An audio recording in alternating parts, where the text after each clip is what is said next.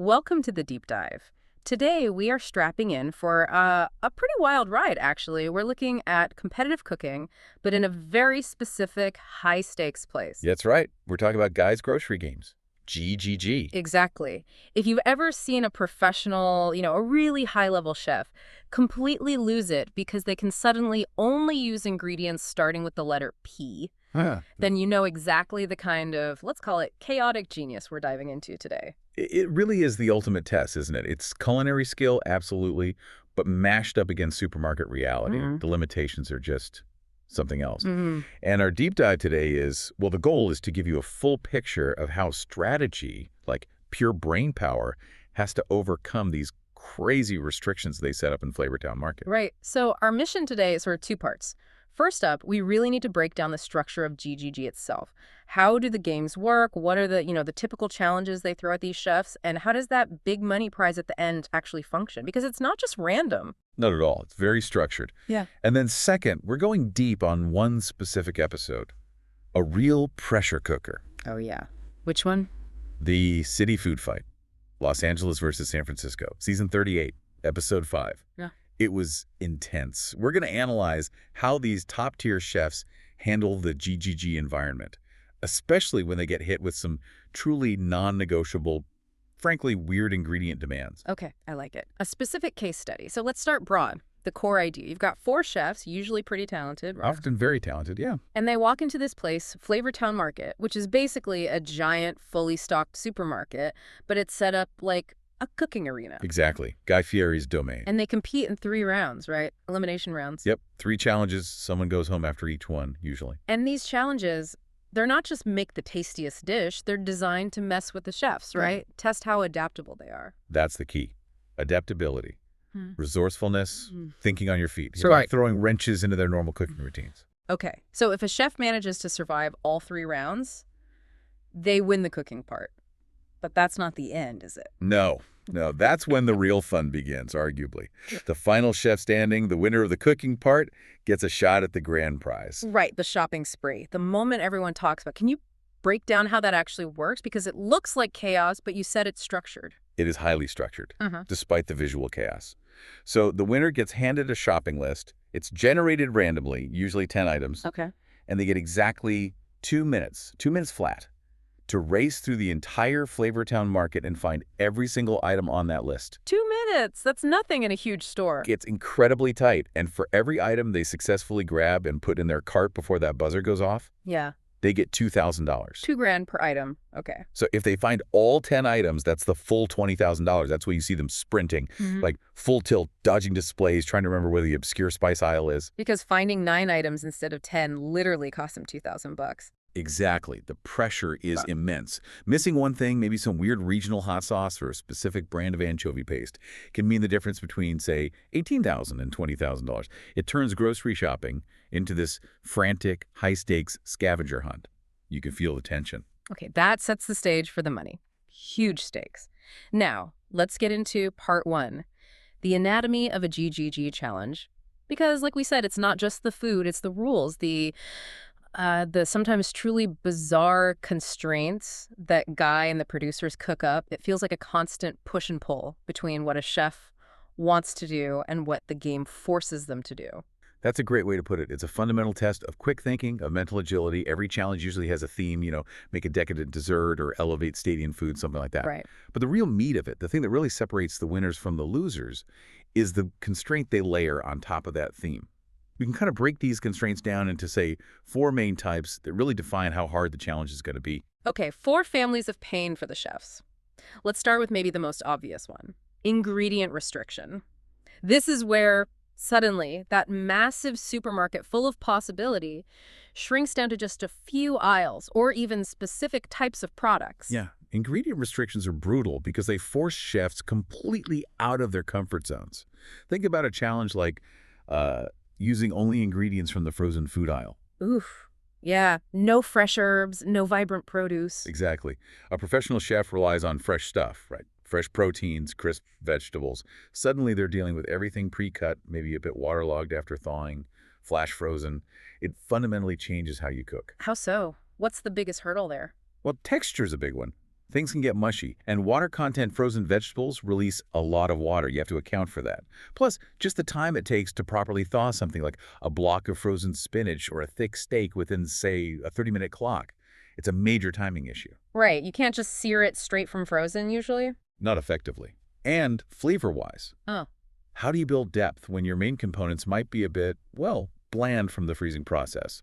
You become incredibly reliant on the pantry staples that aren't frozen oils, vinegars, spices, salts, just to inject some life back into the dish. Okay, that makes sense. What about other ingredient restrictions? Like the 5 ingredients or less one, that sounds almost opposite forcing simplicity. It is, and it's deceptively hard. A trained chef often builds flavor by layering lots of components. Maybe 8, 10, 15 ingredients are standard for a complex sauce or main course. Yes. Cutting that down to 5. Yeah. Or even fewer sometimes. It forces them to make incredibly tough choices. Each ingredient has to be absolutely essential, packing maximum impact. And the execution has to be flawless because there's nothing extra to hide behind. No fancy garnish or complex sauce to cover up a mistake. Every element is exposed. So nowhere to hide. And then there are those really playful ones, like the ABC games, Yeah. where every ingredient has to start with the same letter. That sounds like a word puzzle. It pretty much is. Imagine guy says, "Okay, chefs, today it's the letter P. Okay, pea potatoes. Poultry, pork, peas, peppers, paprika, pineapple, peanuts, pasta." Yeah. You can get some core stuff. Yeah, seems doable. But what about acid? You probably can't get lemons or limes, maybe pineapple, pickled peppers. And what about fat? Oil might be tough unless you find peanut oil. What about a fresh herb? Parsley, perhaps? It Yeah. forces really weird substitutions. You might have planned a beautiful beef dish, but now you're using pork because beef doesn't start with P. You have to completely rethink the dish's structure based on linguistic availability. It's wild. That is wild. And then there's the budget constraint tied to ingredients, like making a whole meal for under, say, $7. Right, the under $7 or under $10 challenges. Yeah. That immediately rules out almost all premium ingredients. No fancy steaks, no expensive seafood, probably very limited fresh, high-quality produce. You're diving into the world of budget cuts of meat, maybe dried beans, canned goods, root vegetables.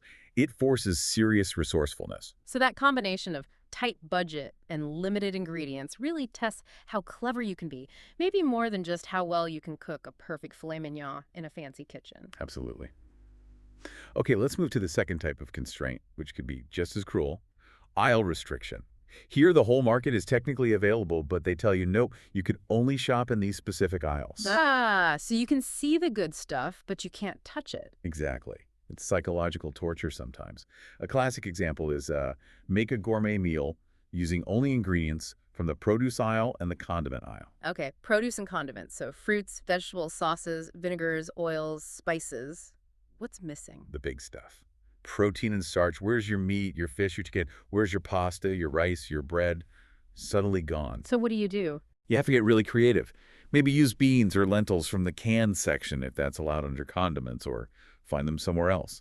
Or maybe nuts for protein and fat. For starch, you're probably relying heavily on potatoes, sweet potatoes, squash root vegetables become your base. But those cook differently, take longer than boiling pasta. It forces a complete rethink of the plate structure. I remember one, maybe the craziest, where they could only shop in the cereal, nuts, and candy aisle. I mean, seriously, a savory dish from that. That is peak GGG chaos right there. It pushes chefs to the absolute limit of their creativity and technical skill. How do you balance the overwhelming sweetness? How do you find or create savory notes? Right, like using crushed cornflakes as a breading. Exactly. That's a common move. Using nuts for texture, for fat. Maybe using certain candies very carefully for acidity, like sour gummies melted down. Or for color.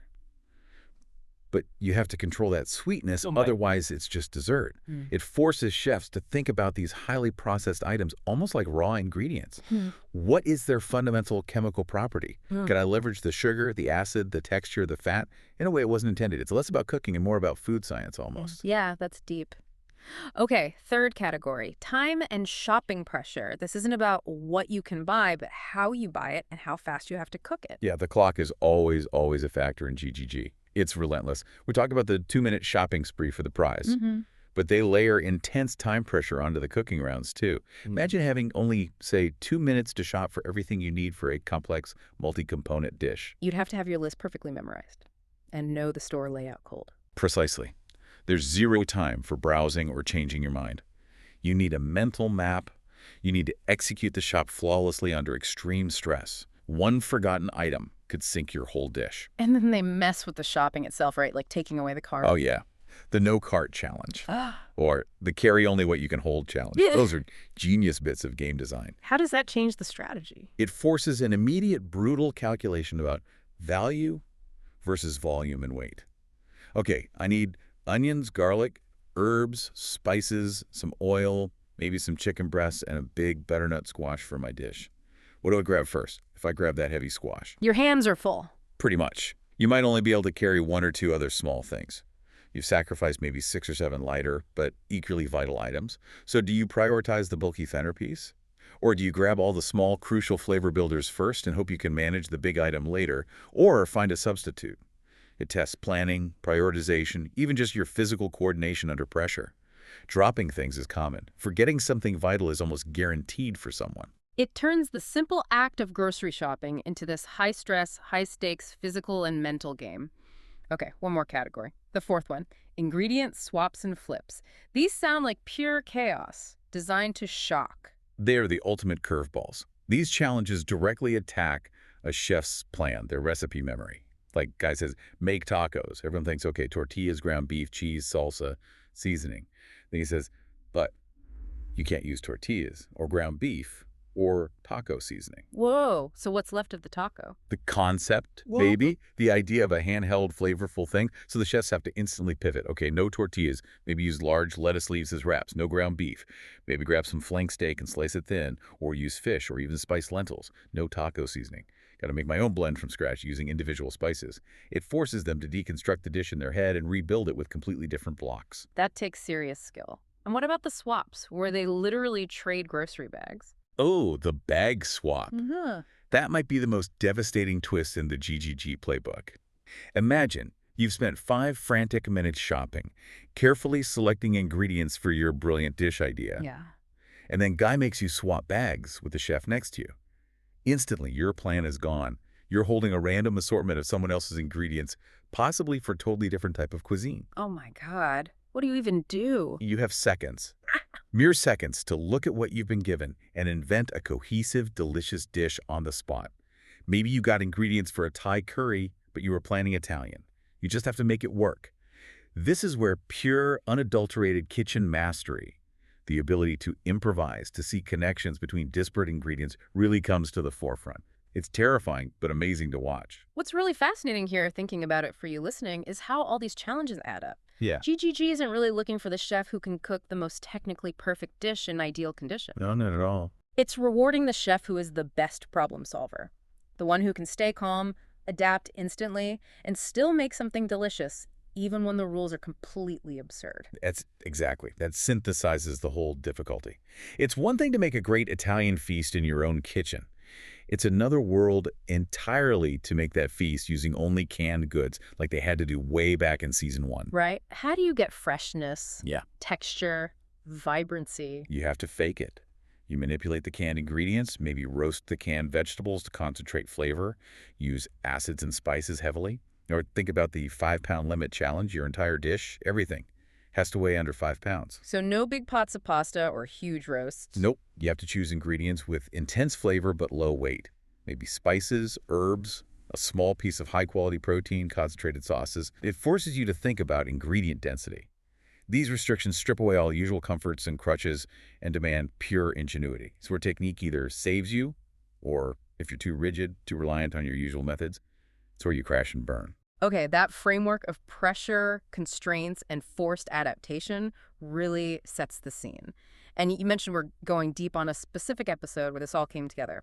The city food fight, Los Angeles versus San Francisco. Season 38, episode 5. This sounds like more than just cooking. It's about regional pride. Oh, absolutely. West Coast bragging rights were definitely on the line.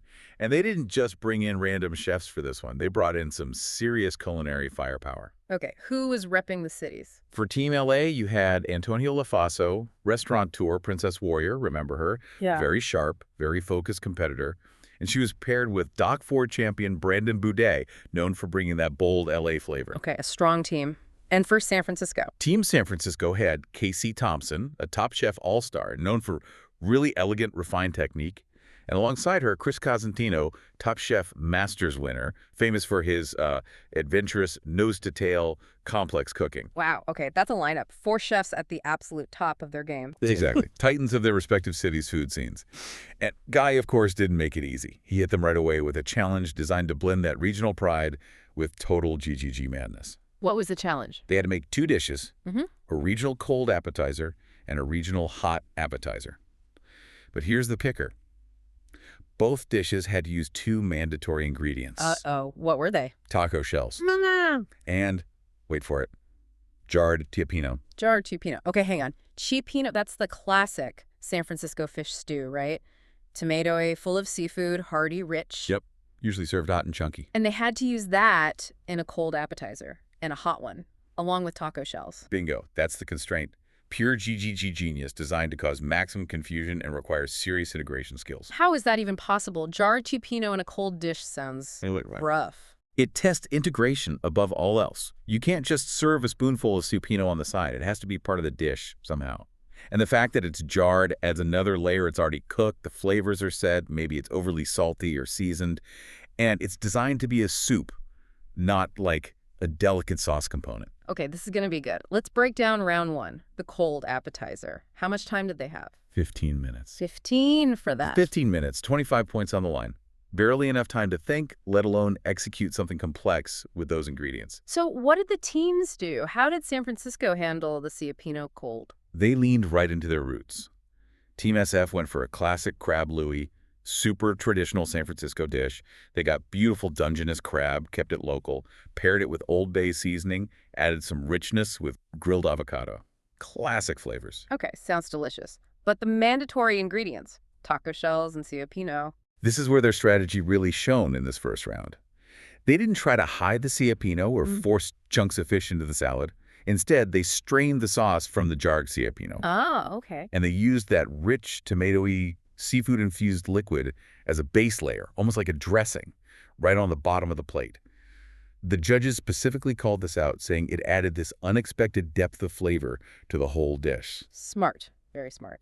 And the taco shells. Crush them up and use them as a crispy topping, like a textural element, a substitute for croutons, maybe.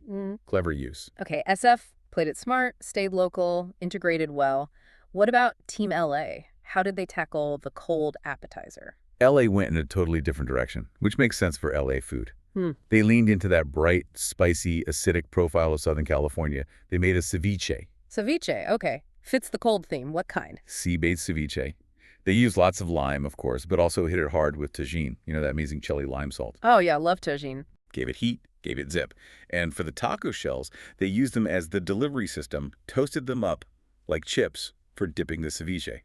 Again, pretty clever. Vibrant, fresh, definitely screamed LA. Sounds great, too. But the Cioppino, how do you get rich, stewy Cioppino into a bright, acidic ceviche without it tasting weird? And that seems to be where they stumbled, according to the judges.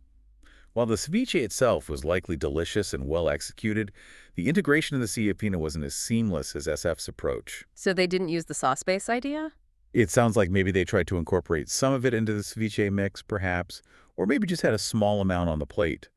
The feedback was that it felt less integral to the dish compared to how SF used it as that foundational flavor layer. Gotcha. So execution might have been great, but the integration of the mandatory ingredient wasn't as strong. Exactly. And in GGG, hitting the brief using the mandatory items well is paramount. The scores reflected that difference. After round 1, SF took the lead. 20 points to LA's 18. Only a 2-point difference, but still an early lead for San Francisco based on handling that tricky Cioppino better. A crucial 2 points, as it turned out. Okay, round 2, the hot appetizer. Same deal, 15 minutes, 25 points available. LA is now trailing. They need to make up ground. And again, taco shells and jarred Cioppino must be used. So did LA play it safe, or did they swing for the fences? How did SF approach the hot round? San Francisco, leading now, seemed to double down on sophisticated technique, again playing to their strengths. They made barbecued Pacific oysters. Ooh, classic upscale SF appetizer. Totally. And they created a Cioppino barbecue sauce to go with it, plus some garlic butter, and the taco shells, again, used as a crispy topping for texture. Consistent strategy. Okay, Cioppino barbecue sauce makes sense for a hot dish. But you mentioned technique. Was there something special they did beyond grilling oysters? Oh, yeah. This was pretty cool, especially for doing it in a supermarket aisle in 15 minutes. They took rock salt, heated it in a pan, and infused that hot salt with aromatics, multicolored peppercorns, fennel seed, coriander. Okay. They served the barbecued oyster on top of this bed of hot, steaming aromatic salt. So it wasn't just plating, it was creating this little aromatic steam chamber right on the serving dish. It would have intensified the smell, the flavor, kept the oyster warm.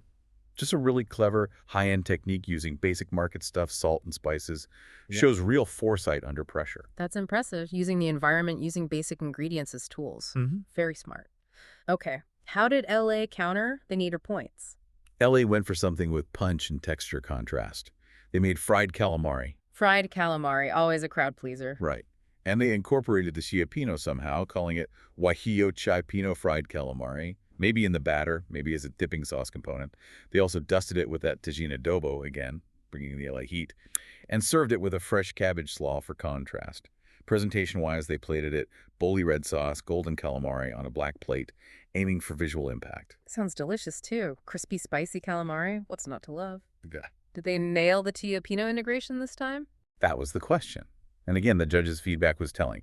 The comment was that the San Francisco team leaned into the Cioppino way more than the LA team did. Ouch, again. It suggests that maybe LA's focus was more on getting that perfect crispy fry, getting the spice level right with the tagine, and the Cioppino element, while present, wasn't the star of the show in the way SF made it central to their barbecue sauce. So this really highlights a core GGG principle, doesn't it? It's not always about making the objectively best tasting dish. It's about making the best dish that fulfills the specific, often weird requirements of the game. Precisely. The constraint is the assignment. You have to answer the question fully. So how did the score shake out after the hot round? Did LA close the gap? Nope. San Francisco's strong integration and technique earned them 24 points for the hot appetizer. Yeah. LA, maybe losing a few points on that Cioppino integration again, scored 20 points. So SF extended their lead. They did. After 2 rounds, the total scores were San Francisco 44, Los Angeles 38. SF now had a 6-point lead going into the final high-stakes entree round, and that 6-point difference, it was built entirely on how they handled that jarred Cioppino in those first 2 rounds. All right, we're heading into the final round, part 3, the regional entree. This is where it all comes down. How much time and how many points were up for grabs here? They got 30 minutes for this one. A bit more breathing room, but still tight for an entree. And the points were doubled. 50 points available. 50. Okay, so that 6-point lead SF has is definitely not safe. LA could easily make that up and more with a killer entree. Absolutely. 50 points breaks down as 20 points for gameplay, that's following the rules, using any mandatory ingredients correctly, technique, 20 points for taste, and 10 points for plating and presentation. This round could absolutely flip the whole competition. So Team LA trailing by 6, what was their strategy? Did they go big and bold? They went for something that sounds like rustic elegance, but with a high degree of technical difficulty executed perfectly. They made fresh ricotta cavatelli pasta. Fresh pasta in 30 minutes while making a sauce and everything else. Yeah, making fresh pasta from scratch in that time frame is a huge commitment. Shows confidence. They served it with what was described as an incredible sausage ragu. Sounds like they really nailed the salsa. Judges called it fennelly and spicy, rich, and really, really beautiful. Classic Italian-American comfort food, but elevated. Sounds very LA, actually. It does. They finished it simply but elegantly. Grated pecorino cheese, and a drizzle of parsley fennel oil and some fennel fronds. The judges raved about the pasta itself, the texture, calling the dish perfect in its execution.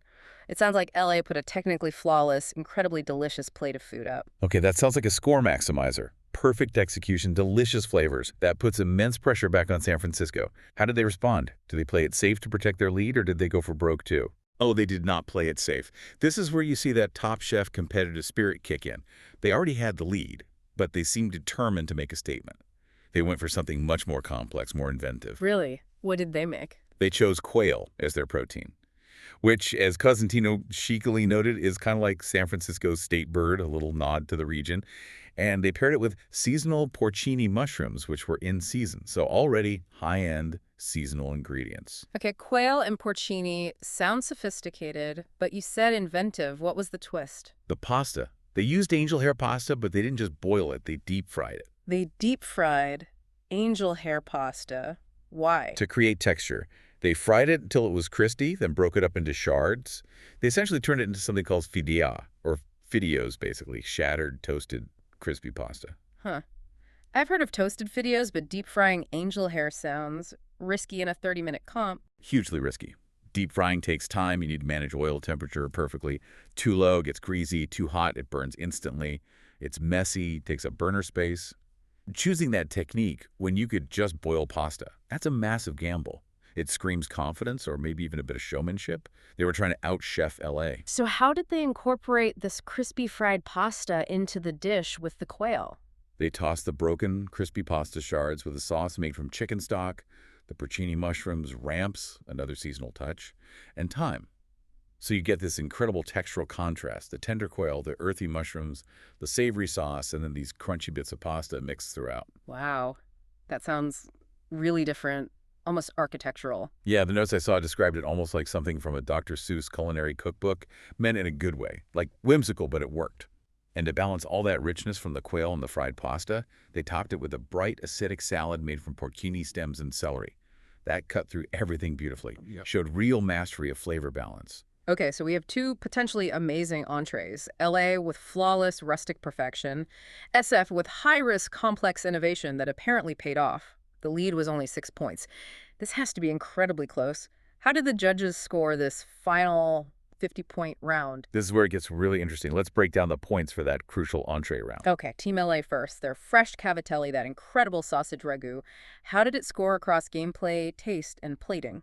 Team LA got 16 out of 20 possible points for gameplay. They got 18 out of 20 for taste. Judges love the flavor. And 8 out of 10 for plating. Okay, 16 plus 18 plus 8, that's 42 points for the entree round. A really strong score out of 50. An excellent score. Adding that 42 to their previous score of 38 gives Team LA a grand total of 80 points. 80 points, that's a great final score. Okay, now San Francisco. Their complex quail dish, the deep-fried pasta gamble, did it score higher than LA's perfect cavatelli? How did they do on gameplay, taste, plating? This is the clincher. Team San Francisco, despite the complexity, despite the risk, they scored exactly the same as LA in the final round. Same. What, exactly the same? Yep. 16 out of 20 for gameplay, 18 out of 20 for taste, and 8 out of 10 for plating, also totaling 42 points for their entree. They tied the entree round, 42 points each. Tied it completely, which means The winner was decided purely by that 6-point lead SF built in the first two appetizer rounds. exactly. San Francisco's 44 points from the appetizers, plus the 42 from the entree, gave them a final score of 86 points. LA's 38 from the appetizers, plus their 42 from the entree, gave them 80 points. Wow. So San Francisco wins 86 to 80. They take home the $15,000 prize for their charity, but the entire victory margin came down to handling jarred Cioppino better in the first 30 minutes of cooking. That's precisely it. SF's ability to strategically integrate that awkward mandatory ingredient seamlessly in both the cold and hot appetizers gave them the cushion they needed. Their final quote really summed up their strategy. Classic San Francisco dishes our way. They stayed true to their region but nailed the GGG constraints. Teamwork, they said, made the dream work. But it's fascinating that in the big 50-point entree round, the judges effectively scored SF's high-wire quail dish and LA's perfect but simpler cavatelli as equal. It really highlights the judging criteria, doesn't it? Taste was rated equally high for both. Plating was equal. Gameplay, which includes technique and adherence, was also equal. So while SS technique might have been more complex, LA's execution of their chosen technique was deemed just as flawless. So the complexity didn't necessarily earn them more points in that round, but their flawless execution of that complexity allowed them to match LA's score. Right. But because they had already banked those extra points earlier by mastering the gameplay aspect of the mandatory ingredient, that was enough. It shows that in GGG, sometimes nailing the weird rule in round 1 is more important than pulling off a culinary miracle in round 3 if your opponent also nails round 3. Right. LA lost crucial points early by, perhaps, focusing too much on the dish and not quite enough on the puzzle of the mandatory ingredient. SF solved the puzzle better from the start. It really speaks volumes about the specific type of competition. Masterful cooking is essential, but strategic thinking, playing the game according to its often bizarre rules, is what ultimately separates the winner from the runner-up. So, wrapping this all up, this deep dive into GGG, especially through the lens of that LA versus SF battle, really gives you, the listener, a great framework for appreciating the show. The big takeaway is understanding those constraint types. We talked about budget, time, aisle restrictions, ingredient swaps, Yeah. and recognizing that winning isn't just about taste. It's about how cleverly and seamlessly a chef can weave those mandatory curveballs, no matter how strange, into their cooking. And what really stood out for me in that episode was the sheer ingenuity required for that integration. Like figuring out on the fly how to use jarred Cioppino sauce as a base for a cold crab louis or turning taco shells into a crispy topping. That's not just following a recipe, that's real-time problem solving. That integration skill was definitely the key difference maker in those first two rounds. But if we zoom out a bit, that final entree round also showed something else, didn't it? It showed that psychological layer in high-level competitions. That, let's call it the unseen ingredient, the chef's competitive ego. How so? You mean SF going complex even with a lead? Exactly. We saw both teams trying to out-chef each other in that final round. LA presented absolute perfection in their cavatelli. A safe bet might have been for SF to make something solid and rely on their lead. But no, they went for the quail, the seasonal rarities, the deep-fried pasta technique. They wanted to make a statement.